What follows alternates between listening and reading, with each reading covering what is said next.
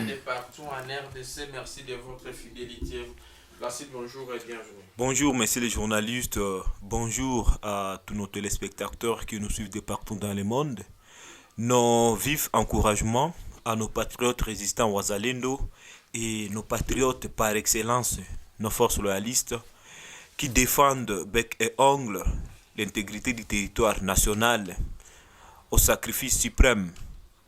Nos salutations à tous ceux-là qui continuent à travailler pour l'éveil des consciences de l'homme congolais et particulièrement les différents activistes de mouvements citoyens et d'autres leaders d'opinion qui aident, qui contribuent à la victoire finale dans cette guerre d'agression nous imposée par la communauté internationale, particulièrement les États-Unis, la France et la plupart des pays membres de l'OTAN, en manipulant bel et bien M. Paul Kagame, qui ne cesse de renforcer ses éléments RDF sur les territoires nationaux congolais. Nous nous portons à merveille, nous sommes en tout cas bien portants. C'est quoi les nouvelles ce matin? Bon, en fait, les nouvelles sont telles que, d'abord sur le plan local, dans le périphérie de la ville de Goma, hier, nous n'avons pas appris des affrontements. Il s'est observé une trêve par rapport aux différentes lignes de front. Mais aujourd'hui matin, nous avons été alertés, nous avons appris comme quoi il y a notre Sukhoi qui a survolé encore notre espace aérien en vue. Bon, comme vous pouvez le savoir, c'est juste pour bombarder et cracher la puissance du feu sur les différentes positions des éléments rwandais qui résideraient encore dans certaines agglomérations de la province du Nord Kivu. Le gouvernement congolais, à travers son porte-parole, Patrick Mouyaya, a une nouvelle fois balancé de nouvelles images de l'incursion rwandaise sur le territoire congolais. D'après le ministre Mouyaya, l'évacuation des militaires rwandais transportant leurs morts sur des civières a été visible. Donc, il a par ailleurs salué cependant la bravoure des FARDC qui ne ménagent aucun effort pour défendre l'intégrité du territoire national face à l'agression rwandaise via son mouvement supplétif, les rebelles d'M23. De prime abord, nous tenons à saluer le travail de titan abattu par nos forces loyalistes, mais aussi par nos patriotes résistants Ouazalendo, qui ont infligé une lourde correction aux terroristes criminels génocidaires rwandais RDF qui voulaient encore une fois de plus occuper, ou soit, oui, bien sûr, occuper certaines entités dans le Nord Kivu, précisément dans les territoires de Nyiragongo. Là, en tout cas, ce ne sont que des corps des éléments rwandais qui traînaient sur les sols, et il y a même des images qui ont circulé, montrant très bien que, en tout cas, ces gens ont été neutralisés sévèrement. Pour ça, nous-mêmes, nous avons été alertés par nos compatriotes, nos armées, par rapport à ces mouvements. Oui, il y a des ambulances du Rwanda qui venaient récupérer les dépouilles de certains de ces éléments pour les ramener chez eux au Rwanda. Et c'est ainsi que nous leur disons, ce qui est sûr, leur tombe, c'est ici au Nord Kivu. Oui, ça, c'est ceux-là qui ont été ramenés au Rwanda, ce sont ceux-là qui ont eu cette chance. Les autres vont traîner sur les sols congolais et dans un moment donné seront transformés en des engrais chimiques utiles, utiles à nos terres en vue de renforcer la fertilité de nos champs, la fertilité de nos terres qui sont au départ tellement arables. Et à part ça, ce sont des éléments prouvant suffisance très bien que le M23 n'existe jamais. Le M23 n'a jamais existé. C'est bel et bien l'armée rwandaise commanditée par M. Paul Kagame avec un esprit criminel, un esprit de terrorisme qui fait à ce qu'il ne puisse pas comprendre les signaux montrant à suffisance très bien qu'il est à son déclin. Il est à son déclin. Et donc, cette guerre ne tournera jamais à son avantage. Que tous les pays qui continuent à entêter M. Paul Kagame puissent rebrousser chemin, puissent rompre avec leurs appuis. Sinon, l'armée rwandaise sera exterminée. Nous avons l'impression que M. Paul Kagame ne comprend pas qu'il est à son déclin. Hein? Il a un cœur dur, oui, comme normal. Tout terroriste a un cœur dur, il n'accepte jamais la défaite. Et ça, c'est un esprit tellement diabolique. Mais qu'à cela ne tienne, moi, je vois beaucoup plus les Français, bon, le gouvernement français, pas les Français. Je vois la politique américaine des États-Unis, c'est elle qui est tireur de ficelles par rapport à tout ce qu'il y a comme extermination de l'armée rwandaise. Imaginez, comment se fait-il un État ou soit une armée constituée majoritairement, comme eux le disent, majoritairement par une ethnie ou soit une tribu minoritaire, mais qui continue à envoyer ces éléments ici au Nord Kivu dans l'abattoir humain. Mais qu'à cela ne tienne, nous n'allons pas nous fatiguer à les traquer, à les neutraliser, à les achever. Donc, nos forces loyalistes, mais aussi nos patriotes résistants Wazalendo seront toujours là pour neutraliser, pour traquer les éléments rwandais qui voudront bel et bien envahir les territoires nationaux. Mais qu'à cela ne tienne, malgré les différentes images, malgré les différentes preuves réfutables montrant très bien qu'il s'agit de l'armée rwandaise qui envahit les territoires nationaux, le monde entier continue à garder silence. C'est un silence que nous jugeons un silence complice, un silence quelque part qui traduit effectivement les complots internationaux contre la République démocratique du Congo. Qu'à cela ne tienne, nous sommes tellement motivés par les propos des pères de la liberté congolaise, notamment Emery Patrice Lumumba, Mouzin Laurent Désiré Kabila, eux qui avaient prédit très bien que la libération de la République démocratique du Congo ne proviendra ni de la MONUSCO, ne proviendra ni des États-Unis d'Amérique, ni de la France, ni du Moyen-Orient. Cette libération proviendra bel et bien des dignes fils du terroir. Et c'est là où nous sommes en train d'aller. Nous sommes dans un bel élan. Mouzin Laurent Désiré Kabila, d'heureuse mémoire, lui aussi avait dit « Cette guerre sera longue, populaire, et ça retournera de là où elle est venue. » Ah, c'est ça. Alors, Placidon, c'est les images sont là. Encore une fois de plus, filmées par des drones du Congo. La question ici, est-ce que faut-il toujours continuer à ne pas croire et dire que l'armée rwandaise, pardon, elle n'est pas dans cette guerre?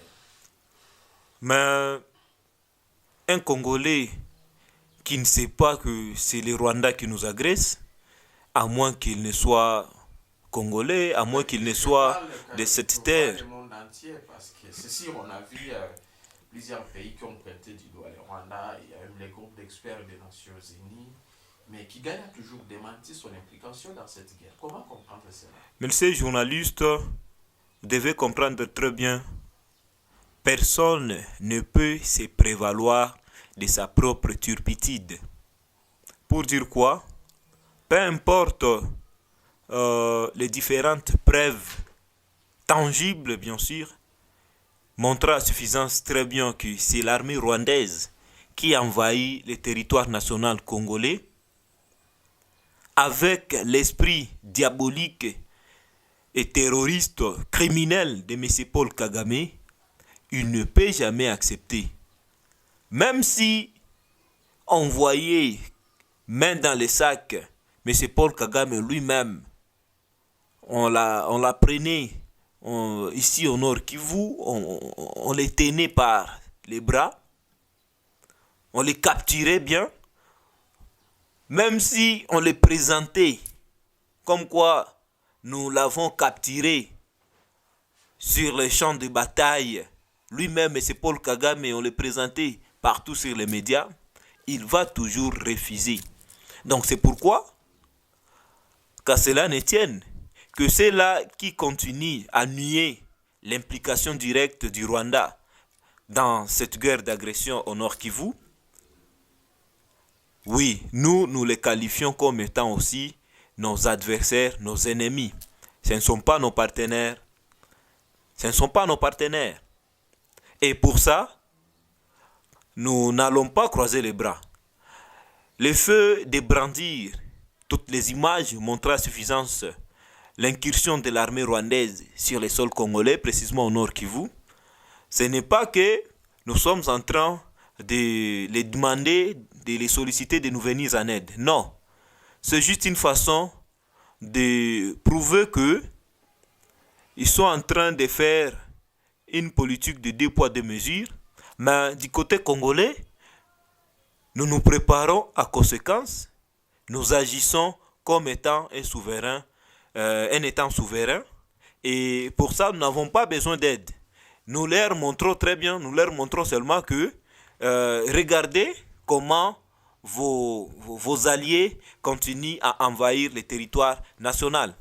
Mais tous ces gens qui croient très bien que l'armée rwandaise n'y est pour rien, oui, seront traités comme les ennemis de la République.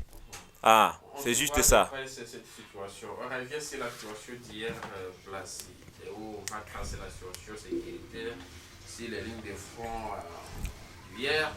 Il faut préciser qu'une accalmie relative a été observée ce vendredi 10 novembre sur toutes les lignes de front, entre autres dans les territoires de Massissi, Rutshuru et Nyiragongo. Selon plusieurs sources locales, voilà, en tout cas, il n'y a pas eu échange de tirs hier ou affrontement hier. Selon, en tout cas, également, il faut préciser que ce calme précaire intervient après les affrontements à l'arme lourde et bombardements enregistrés toute la semaine sur différents axes entre, d'une part, les rebelles du M23 et les FARDC. Ces récents combats ont à nouveau en tout cas occasionné les déplacements de milliers de ménages éparpillés autour de Goma, alors que d'autres se sont dirigés dans les fonds de Massissi et Rutshuru. Ce vendredi, la directrice adjointe en charge des opérations à Boulengo a déclaré que la journée d'hier jeudi, donc avant-hier jeudi, plus de 10 000 personnes sont arrivées au cas de Boulengo, fuyant en tout cas ces affrontements. Voilà, c'est tout à fait logique. Comme je l'ai dit à l'entame de cette émission, s'est observé une trêve sur différentes lignes de front hier. Et ce qu'il faut comprendre, là où nos Sukhoi sont en train de bombarder, comprenez très bien, il ne faudrait pas qu'il y ait la population. Sinon, la population risquerait d'en être aussi victime. C'est pourquoi vous avez observé un déplacement massif interne de nos concitoyens. Mais nous pouvons juste rassurer très bien nos forces loyalistes, mais aussi nos patriotes résistants Wazalendo se comportent très très bien sur différentes lignes de front. Et je dirais dans un bref délai, ce n'est pas bien sûr à moi de pouvoir les prononcer, ça revient à l'autorité provinciale de pouvoir l'autoriser, mais nous sommes sûrs et certains que dans un bref délai, nos compatriotes regagneront leurs entités respectives.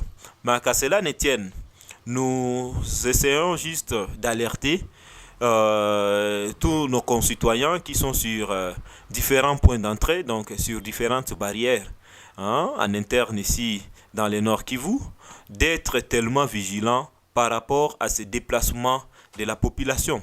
C'est là où nous concentrons beaucoup plus notre message en disant il faudrait bien fouiller tous ces déplacés, bien que nous savons c'est en grande partie nos concitoyens, nos compatriotes, mais vous savez, lorsqu'on neutralise sérieusement l'armée rwandaise, lorsqu'on les inflige une lourde perte en vies humaines au point où ils sont en débandade, certains parmi eux, oui, les survivants bien sûr, peuvent changer de tenue et se déguiser en des civils et ainsi se camoufler dans la population. Et là, quelque part, nous serons en train d'accueillir encore des infiltrés, des espions dans notre milieu. Et c'est pourquoi nous en appelons en tout cas à la vigilance. Tous ceux-là qui sont sur différents points d'entrée de la ville et dans différentes entités, différentes agglomérations,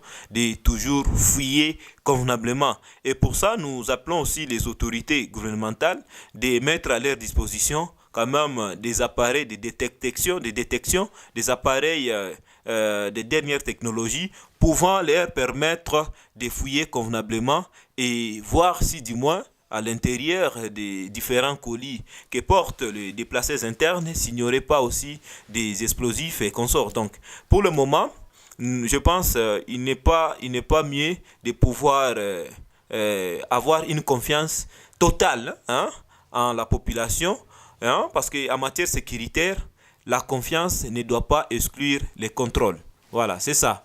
On revient sur ce communiqué de la société civile. L'expiration de l'ultimatum de la société civile lancée au gouvernement en fait définir avec cette guerre 2023, la société civile du Nord et du Sud Kivu annonce à dater de ce jour des manifestations non illimitées jusqu'au rétablissement de la paix et la sécurité dans les deux provinces. Ces structures citoyennes appellent en tout cas pendant l'application de l'article 64 de la Constitution. Je cite, conformément à l'article 64 de notre Constitution, appelons tous les jeunes se sentant aptes à défendre la patrie à rejoindre dans les régences, les patriotes résistants aux Alendo et les FARDC en fait débarrer la route aux avancées criminelles du M23 RDF et de mettre fin par nous-mêmes, population, à cette guerre persistante.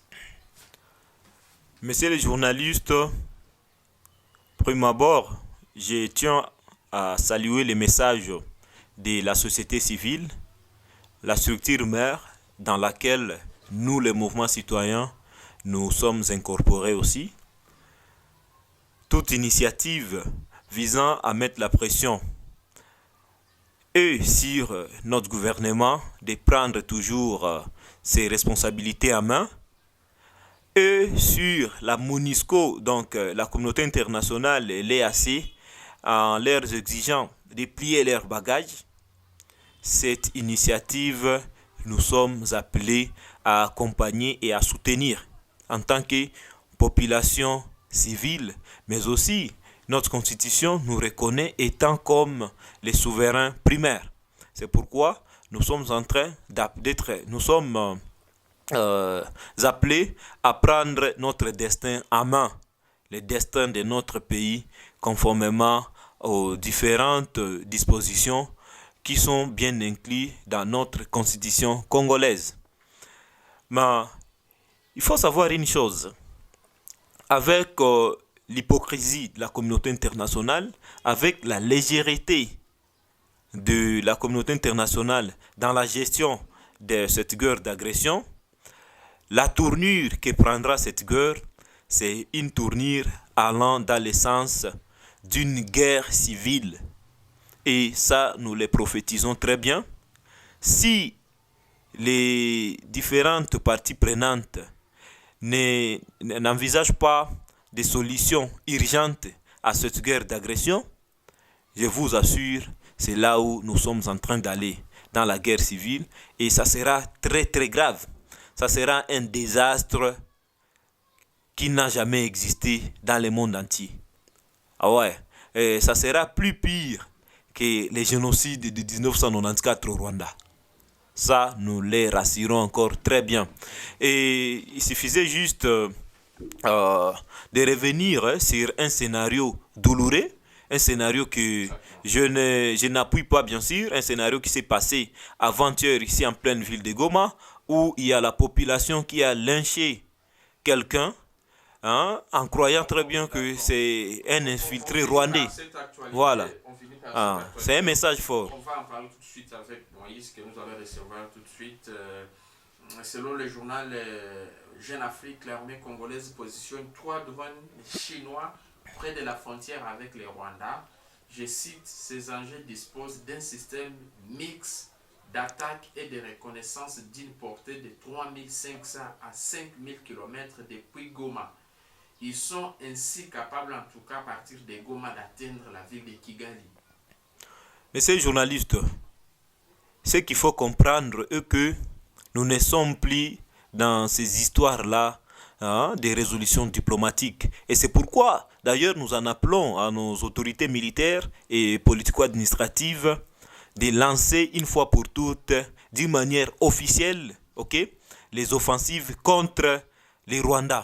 Direct contre les Rwandais. Pas nous atteler sur des questions liées à ces groupes terroriste soi-disant M23 qui est bien sûr une coquille vide qui n'a jamais existé. Et je vous informe, dans un bref délai, nous allons saboter ces petits pays des mines collines. Nous allons saboter Monsieur Paul Kagame avec tout son régime. En envoyant FRDC un soutien indéfectible, nous comme population, envie de les pousser à la victoire finale. C'est ce dont nous attendons.